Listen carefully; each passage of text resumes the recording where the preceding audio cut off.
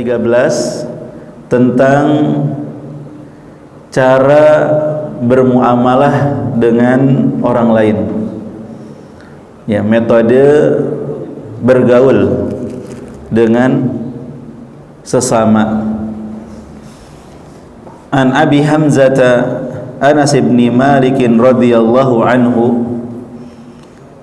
khadimi Rasulillah sallallahu alaihi wasallam anin Nabi sallallahu alaihi wasallam qala la yu'minu ahadukum hatta yuhibba li akhihi ma yuhibbu li nafsihi. Dari Abu Hamzah Anas bin Malik, semoga Allah Subhanahu wa taala meridhoinya, pembantu Rasulullah sallallahu alaihi wasallam.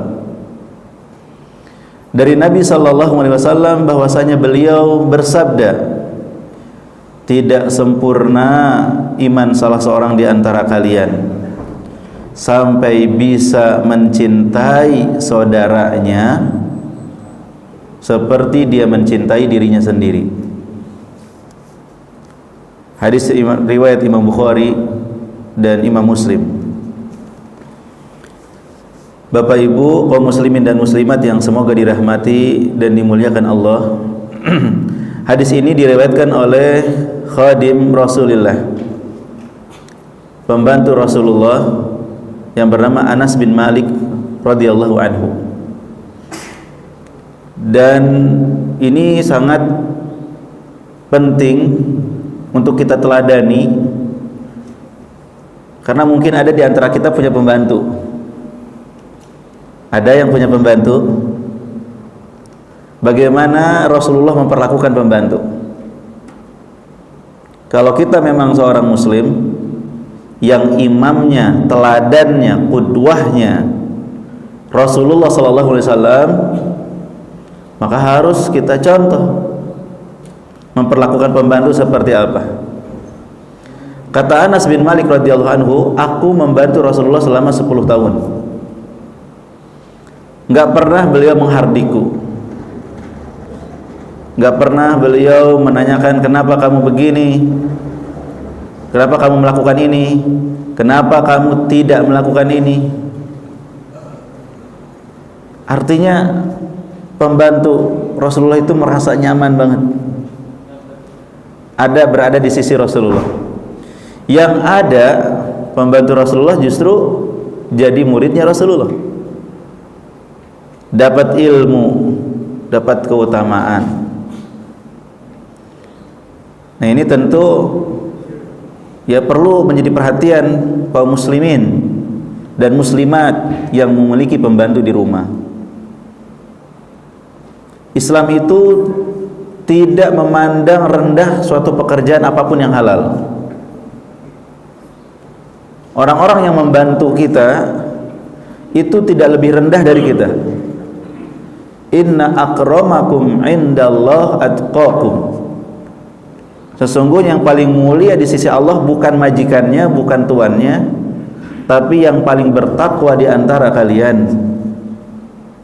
Kalau pembantu sholat, majikan gak sholat, yang paling bertakwa, yang paling mulia di sisi Allah yang sholat,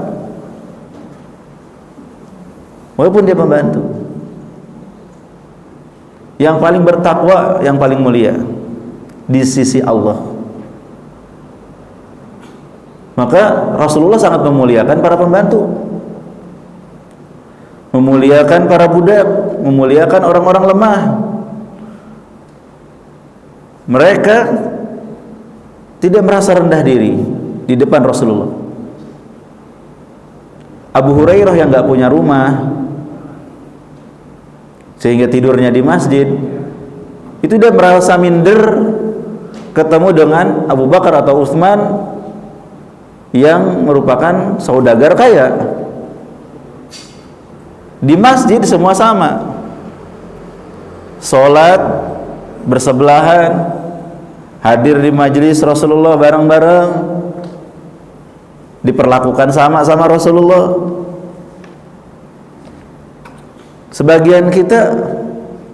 Sebagian orang kadang bersebelahan sama orang miskin aja udah risih, kadang nggak usah deket-deket, takut ketularan miskinnya. Ya Allah. Ya. Kalau pilih teman juga lihat-lihat ini. Yang miskin tolong minggirlah gitu. Memperlakukan pembantu orang miskin dengan tidak baik. Ingat, inna akramakum indallah atqakum. Yang paling mulia di sisi Allah adalah yang paling bertakwa di antara kalian. Bukan karena harta, bukan karena jabatan. Ya, Anas bin Malik, pembantu Rasulullah, melayani Rasulullah, kalau butuh apa diambilin, butuh sendal diambilin, butuh air wudu diambilin, segala macam. Tetapi beliau sangat bahagia di sisi Rasulullah sallallahu alaihi wasallam. Dan ilmu yang sampai kepada kita melalui beliau adalah di sini. Beliau mengatakan, aku mendengar ya dari Nabi sallallahu alaihi wasallam bahwa beliau bersabda, la yu'minu ahadukum hatta yuhibba li akhihi ma yuhibbu li nafsihi. Tidak sempurna iman salah seorang di antara kalian sampai dia mencintai saudaranya seperti dia mencintai dirinya sendiri. Maka hadis ini termasuk hadis yang sangat agung yang disebutkan oleh para ulama, karena mencakup dan meliputi seluruh adab kebaikan, ya, berisi kaidah, metode, cara bermuamalah dengan orang lain. Yang kesulitan bergaul, baca hadis ini. Perlakukan orang lain seperti dia suka orang lain memperlakukan dirinya. Baik itu ucapan, baik itu perbuatan, ya, hadis ini adalah pondasinya. Dan apa yang dia tidak suka jangan dia berikan pada orang lain. Dia tidak suka dibilang begini begitu, diperlakukan begini begitu, maka jangan lakukan kepada orang lain. Dan Rasulullah di sini menafikan kesempurnaan iman, la yu'minu ahadukum, bukan menafikan asal iman, ya, bukan menafikan tidak ada keimanan, bukan begitu. Artinya orang ini masih muslim tapi tidak sempurna imannya. Itu yang disebutkan oleh Imam Nawawi rahimahullah dalam syarah Sahih Muslim, bahwa para ulama mengatakan maknahu la yu'minul iman at-tam, ya, tidak ya beriman dengan keimanan yang sempurna. Artinya imannya berkurang, ya, imannya menipis jika dia tidak bisa mencintai saudaranya seperti dia mencintai dirinya sendiri. Ini juga yang disebutkan oleh Imam Ibnu Salah rahimahullah, mengatakan maknahu la yakmulu imanu ahadin hatta yuhibba li akhihi fil Islam mithlu ma yuhibbu li nafsi. Artinya tidak sempurna iman seseorang, ya, sampai dia mencintai saudaranya dalam Islam seperti dia mencintai untuk dirinya sendiri. Dan ini menunjukkan bahwa iman itu memang bercabang-cabang. Seperti sabda Nabi sallallahu alaihi wasallam, al-imanu bid'un wa sab'una syu'batan. A'laha qawlu la ilaha illallah wa adnaha imatatul adha 'anit thariq. Iman itu 70 cabang lebih. Yang paling tingginya ucapan la ilaha illallah, sedangkan yang paling rendahnya menyingkirkan gangguan dari jalan. Dan malu bagian daripada iman. Dan mencintai saudaranya seperti mencintai diri sendiri termasuk bagian daripada iman. Kalau itu enggak ada, maka tidak sempurna imannya. Dan di sini menunjukkan juga cabang yang wajib, artinya berdosa, ya, wajib hukumnya mencintai saudaranya seperti mencintai dirinya sendiri, ya, hukumnya wajib Pak, nggak ada pilihan. Saya nggak mau mencintai saudara saya, Tidak bisa itu. Dia berdosa jika tidak melakukan itu. Karena ini cabang iman yang hukumnya wajib. Wajib bagi setiap muslim yang istiqomah untuk mencintai keistiqomahan saudaranya. Baik wajib bagi setiap muslim yang memiliki harta untuk mencintai saudaranya itu punya harta juga supaya bisa memenuhi kebutuhannya. Wajib bagi setiap muslim yang punya ilmu untuk mengharapkan saudaranya punya ilmu juga seperti dirinya. Pokoknya semua kebaikan yang dia miliki, dia inginkan kebaikan itu untuk saudaranya. Ya, wajib bagi setiap muslim itu kalau dia punya kebaikan dan menginginkan kebaikan, dia inginkan juga untuk saudaranya. Nah, saudara yang mana ini? Jangan dipersempit persaudaraan, Pak. Jangan dipersempit persaudaraan. Saudara jelas kata Allah, innamal mu'minuna ikhwah. Sesungguhnya orang beriman itu bersaudara. Juga sabda Rasulullah SAW, al muslimu akhul muslim. Seorang muslim saudara bagi muslim yang lainnya. Bukan cuma saudara kandung, tapi saudara bapak dan ibu yang ada di sini saudara kita semua. Kita bersaudara nih, Pak.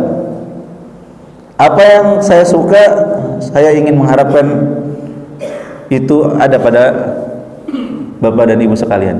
Demikian sebaliknya. Saya senang begini, maka saya perlakukan orang lain begitu. Saya nggak suka dicaci maki, saya nggak boleh mencaci maki orang. Saya nggak suka dihina, saya nggak boleh memperlakukan lain dengan menghina orang lain. Ya, ingat kita bersaudara. Tidak dibatasi dengan sekat-sekat apapun. Tidak dibatasi dengan sekat warna baju, bendera, ya. Baju boleh beda-beda. Ada yang warna putih, ada yang warna hitam, ada yang coklat. Gak apa-apa beda bajunya, tapi kita ini bersaudara. Rumah boleh beda-beda. Ada rumahnya di sana, rumahnya di sini, tempat bernaungnya, gak apa-apa. Tapi kita ini sama bersaudara. Sebagian orang menyekat-nyekat. Ini bukan saudara kita, ini bukan saudara kita. Dianggap bukan saudara, itu saudara yang mana? Ya, dipersempit. Nah, ini tidak boleh. Allah mempersaudarakan kita, Rasulullah mempersaudarakan kita, maka perlakukan mereka dengan baik seperti kita suka diperlakukan dengan baik oleh mereka semua. Bahkan kata Imam Nawawi rahimahullah, termasuk juga adalah persaudaraan sesama manusia, ya, yang meliputi orang kafir dan muslim. Maka seorang muslim mencintai saudaranya supaya masuk Islam. Makanya kita doakan, kita dakwahi. Kita senang nih berada dalam Islam, dalam iman, menyembah Allah pencipta kita satu-satunya. Maka kita juga senang kalau saudara kita tuh menyembah Allah juga. Kita senang kalau mereka juga mentauhidkan Allah juga. Makanya kita doakan, ya Allah, berilah hidayah kepada mereka. Dan kita juga memberi nasihat supaya mereka mau beribadah kepada Allah. Ini kata Imam Nawawi demikian. Ya, al-aula ayyuhmala dzalika ala umumil ukhuwah. Yang lebih utama adalah dibawa kepada keumuman persaudaraan, hatta yashmulal kafir wal muslim, sehingga mencakup kafir dan muslim. Fayuhibbu li akhihil kafir ma yuhibbu li nafsihi. Maka seseorang mencintai saudaranya yang kafir apa yang dia cintai untuk dirinya sendiri, min dukhulihi fil Islam, yaitu masuk Islam. Kama yuhibbu li akhihil muslim dawamu, sebagaimana dia juga senang untuk saudaranya yang muslim istiqomah di atas Islam. Walihada kana du'a bil hidayah lil kafir mustahabba. Oleh karena itu sangat dianjurkan mendoakan orang kafir untuk dapat hidayah, untuk supaya dapat hidayah Islam. Bapak kalau ketemu orang yang belum dapat hidayah, doakan. Allah insya Allah akan mengabulkan doa kita. Rasulullah mendoakan, Allahumma hdi Dausan, ya Allah berikan hidayah kepada kaum Daus. Allahumma hdi ahada ya Umarain, ya Allah berikan hidayah kepada salah satu di antara dua Umar, Umar bin Khattab dan Umar satu lagi, tapi Allah memilih Umar bin Khattab. Doakan orang-orang, bahkan termasuk orang yang menyakiti kita, orang yang menzalimi kita.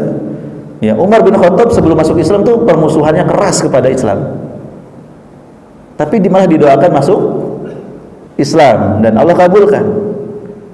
Ya, ini termasuk suka mereka ini bisa beriman seperti kita, karena nikmat bisa menyembah Allah saja, satu-satunya pencipta kita.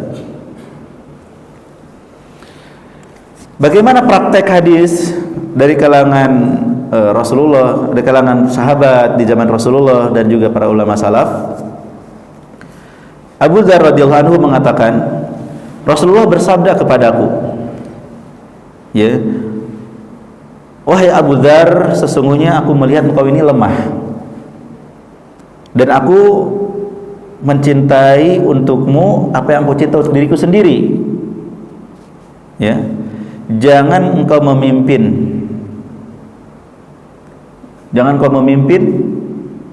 atas dua orang, dan jangan mengurus harta anak yatim. Kenapa tadi? Inni araka dhaifan, aku melihat engkau enggak mampu, lemah.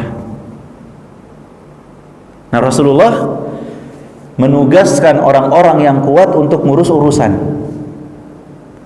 dan melarang orang-orang yang lemah untuk enggak usah ikut-ikutan ngurus. Karena kalau urusan diserahkan kepada yang bukan ahlinya, yang enggak bisa, yang enggak ngerti, urusannya berantakan. Rasulullah itu sayang sama Abu Dzar, gak usah jadi pemimpin, walaupun cuma dua orang anak buahnya gitu, karena yang itu gak bisa. Rasulullah kenal banget Abu Dzar, ya, Rasulullah kenal sahabatnya gimana gitu. Rasulullah memerintahkan Usamah bin Zaid yang masih usia 17 tahun atau 18 tahun untuk memimpin perang ke luar negeri, sedangkan di belakangnya ada sahabat-sahabat senior yang udah sepuh, tapi ini anak muda disuruh jadi pemimpin. Ini Abu Dzar jangan jadi pemimpin karena lemah. Ya, ini menunjukkan apa? Seorang yang tahu kalau temannya itu nggak mampu, jangan dorong-dorong gitu. Temannya itu nggak mampu jadi ketua RT, ya nggak bisa lah ngurusin gitu. Kalau jadi bakal terbengkalai. Jangan didorong-dorong, ayo kamu jadi RT, jangan gitu. Justru sebagai teman, sepertinya mendingan jangan deh. Kalaupun dipilih mendingan gak usah, karena Anda gak mampu. Fisik harus kuat, mental harus kuat, punya banyak waktu, kesempatan, dan punya banyak pikiran untuk kemaslahatan warga. Ya, jangan sampai jadi RT lampu mati gak dibenerin, jalan rusak gak dibenerin. Ya, urusan-urusan yang sebenarnya bisa dikerjakan nggak dikerjakan, terbengkalai. Itu kenapa? Karena nggak mampu mengkoordinir, nggak mampu memobilisasi, nggak mampu juga berpikir. Jabatan hanya sebatas formalitas. Nah, mendingan nggak usah, serahkan aja pada yang mampu, mungkin yang lebih muda, mungkin yang lebih energik, mungkin yang udah punya pengalaman, itu lebih baik. Bukan main-main masalah jabatan ini. Ngurus anak yatim juga demikian, bukan main-main. Nanti harta anak yatim kemakan, malah repot urusannya. Dalam segala hal yang nggak mampu jangan maju, walaupun didorong-dorong. Ya, idza usidal amr ila ghairi ahli fal yang tadirsa. Kalau urusan diserahkan pada yang bukan ahlinya, maka tunggu hari kiamat, urusan berantakan. Ya, jadi yang nggak ngerti politik gak usah ngomong-ngomong politik, serahkan pada yang ngerti. Yang nggak ngerti urusan ngurus masjid, ya nggak usah pengen dipilih jadi ketua masjid, serahkan pada yang ngerti gitu. Nah ini contoh Rasulullah sayang kepada sahabatnya, nggak mau sahabatnya kesulitan, nanggung resiko di dunia terhina, di akhirat nanti jadi penyesalan. Ya, orang yang nggak bisa itu kan nanti akan terhina, kelihatan banget nggak bisanya gitu, kelihatan banget nggak mampunya, urusan banyak yang berantakan, banyak yang tercecer. Ini kemana sih pengurusnya? Gitu. Jadi kata Ibnu Rajab rahimahullah, wa inna manahahu an dzalik lima ra'a min dha'fihi.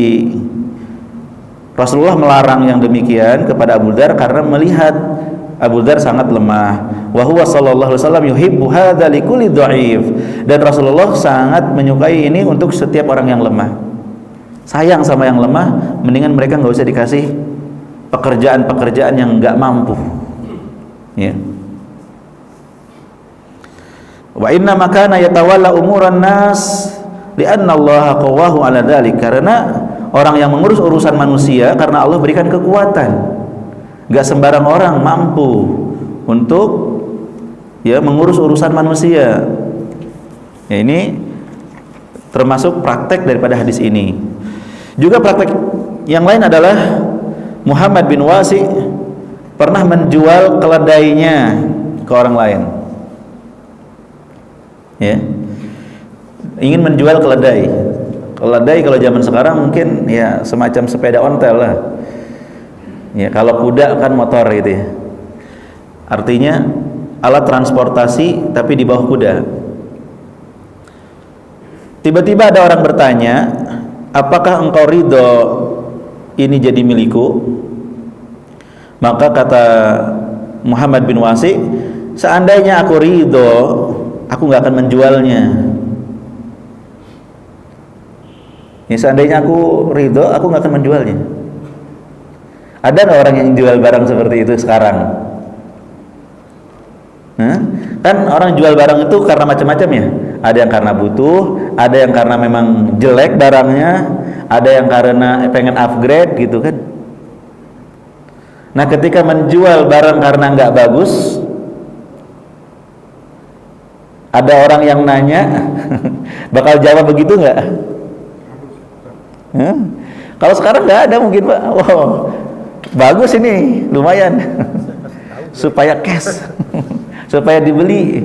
Ini Muhammad bin Wasi jawabannya sangat bagus, diplomatis. Kalau saya suka, saya nggak akan ngejualnya. Ngerti nggak maksudnya ini? Artinya saya nggak suka, makanya saya jual. Ya kalau Anda suka beli ya silahkan gitu loh. Bukan berarti nggak boleh beli. Kalau saya suka, saya nggak akan jual Pak. Iya. Kalau memang ini bagus, saya nggak akan jual. Anda pelajari sendiri nih, lihat aja keledainya begini. Anda suka apa enggak, sesuai budget apa enggak. Kalau beli, ya, artinya mungkin saja menurut kita ini enggak bagus, menurut Anda bagus. Ya silahkan aja nilai gitu. Artinya enggak membaguskan barang yang akan dijual supaya cepat laku. Ya, seandainya saya suka, saya enggak akan menjualnya. Nah ini menunjukkan bahwa beliau tidak ridho untuk saudaranya apa yang tidak ridho untuk dirinya. Masih tahu begitu. Ya terus kenapa dijual? Karena kan kebutuhan orang beda-beda dan budget orang beda-beda. Bagi kita mobilnya kita jual karena udah jelek menurut kita. Dijualnya murah 50 juta, kita bisa beli yang 200 juta. Tapi bagi orang lain mobil segini lumayan bagus, budgetnya juga mereka cukupnya segitu. Artinya nggak dolim gitu Pak. Cuman kita ngasih tahu bahwa ini memang untuk saya udah nggak cocok, saya nggak suka gitu. Berikutnya berkata Ibnu Abbas radhiyallahu anhuma, ya, sungguh aku melewati sebuah ayat dari kitabullah, entah baca atau mendengar ayat Al-Quran dibacakan. Kayak tadi kita mendengar imam membacakan ayat gitu. Maka aku ingin agar orang-orang itu memahami ayat tersebut sebagaimana aku paham. Itu yang kuharapkan, kata Ibnu Abbas. Ya. Dan ini harus ada pada diri seorang atau semua ustadz, dai, kiai, ya, ulama seperti itu. Mereka paham ayat, mereka paham hadis, dan berharap saudara-saudaranya, ya, kaum muslimin yang lain bisa paham juga. Gimana ya supaya mereka memahami sehingga diajarkan kepada mereka. Itulah yang dilakukan oleh Ibnu Abbas, mencintai saudaranya itu paham sebagaimana dirinya sendiri. Ya, makanya jangan malas kalau diminta untuk ngajar. Jangan berat jika diminta untuk menyampaikan ilmu, karena itu bagian pengamalan daripada hadis ini. Kita bisa paham hadis ini, kita bisa paham suatu ayat, suatu permasalahan, maka kita juga berharap saudara-saudara kita bisa paham seperti kita. Ya. Kalau ada orang-orang yang salah paham terhadap ayat, terhadap hadis, sehingga gara-gara salah paham jadi radikal, maka kita harus turun ikut serta melakukan program deradikalisasi, meluruskan pemahaman. Nggak seperti itu loh pemahamannya, kenapa bisa dipahami jadi radikal begitu? Kita luruskan, dan kita harus semangat untuk itu. Ya, seorang ulama diminta sama pemerintah Indonesia untuk datang ke Nusa Kambangan untuk debat dengan beberapa tokoh narapidana teroris. Mereka mau. Ya, ulama dari Ordana sudah meninggal dunia. Mereka mau datang ke Nusa Kambangan, ya, diskusi, debat, menyampaikan hujah, supaya mereka ngerti apa yang mereka pahami itu nggak benar gitu.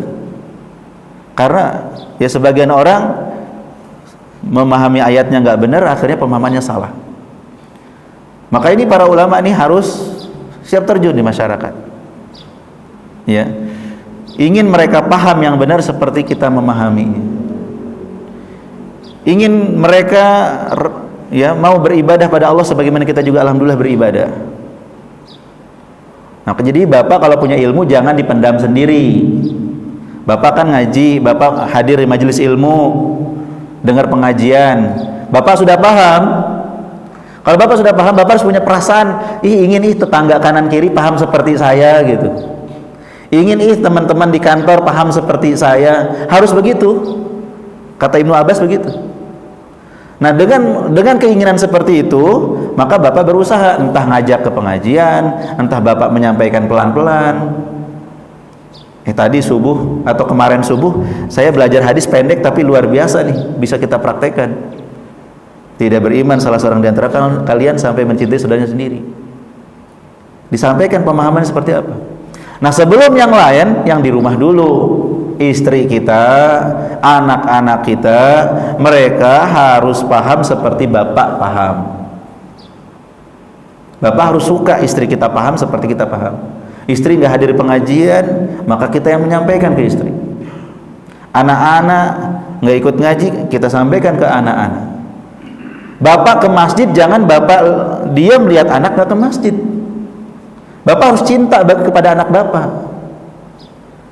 Nak, ayo ikut ke masjid sama Bapak, kita sholat berjamaah. Bukan ngurusin diri sendiri, udah biarin anak urusan anak, Bapak ke masjid begitu, anak nggak diajak. Ya, banyak orang tua seperti itu.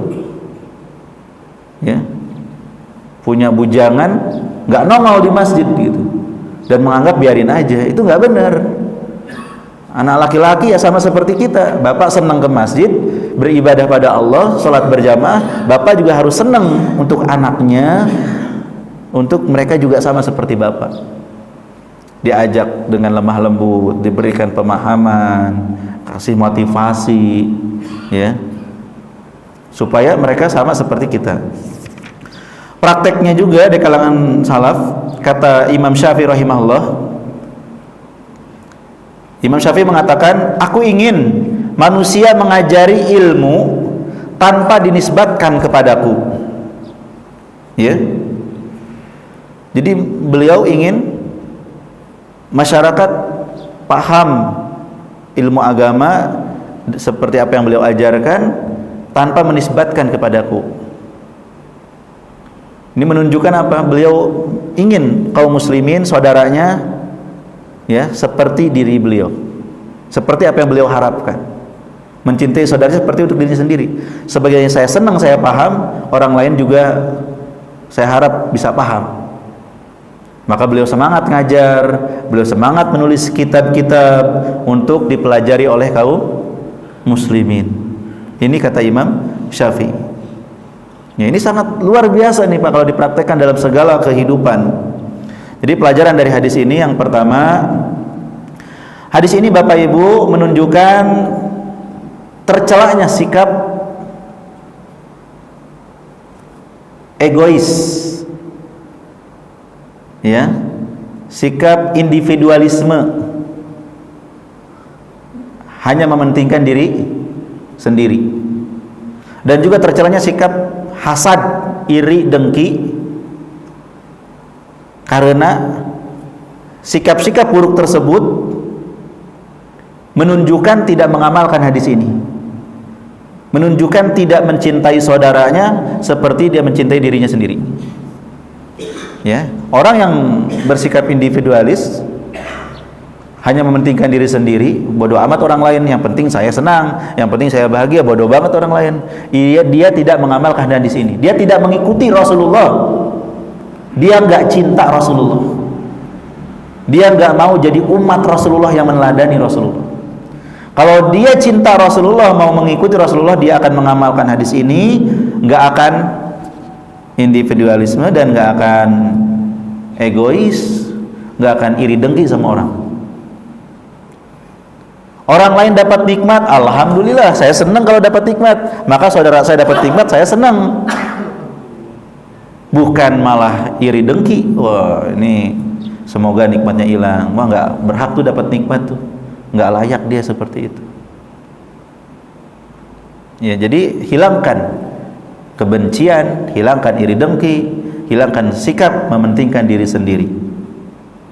Karena seorang muslim akan senantiasa mencintai bagi saudaranya seperti dia mencintai untuk dirinya sendiri.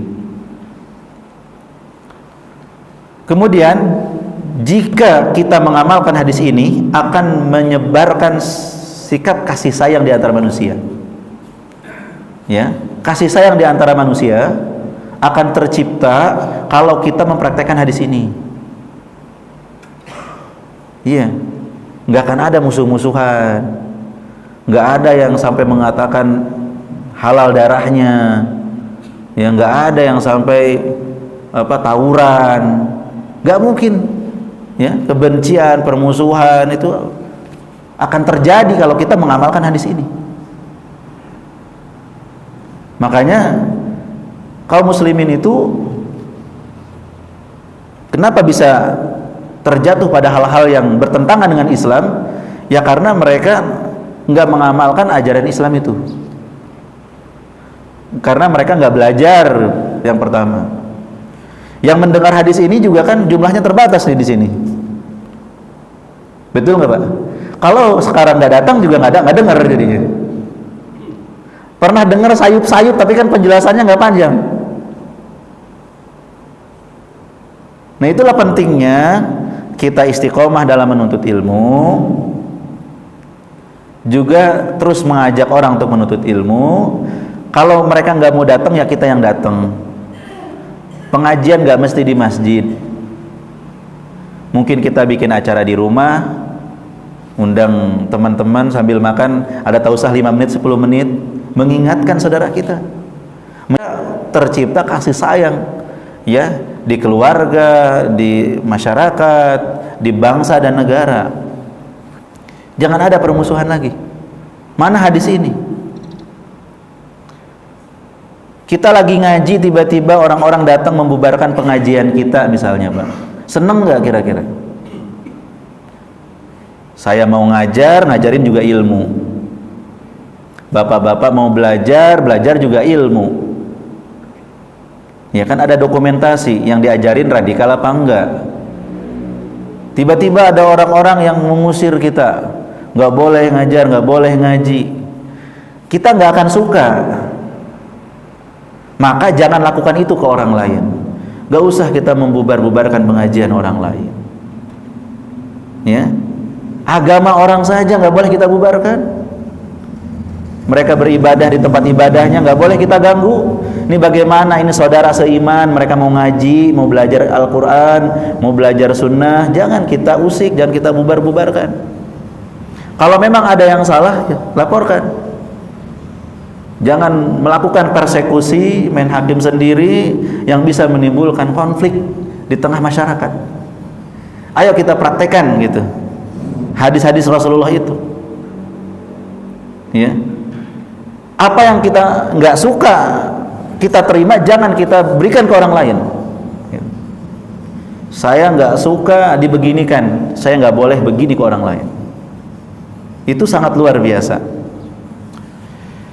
Nah, ini pelajaran yang bisa kita ambil dari hadis ini. Semoga bisa kita pahami dan semoga bisa kita amalkan. Ya, pemahaman yang benar, pengamalan yang tulus, insya Allah akan mengantarkan kita kepada surga Allah Subhanahu wa Ta'ala.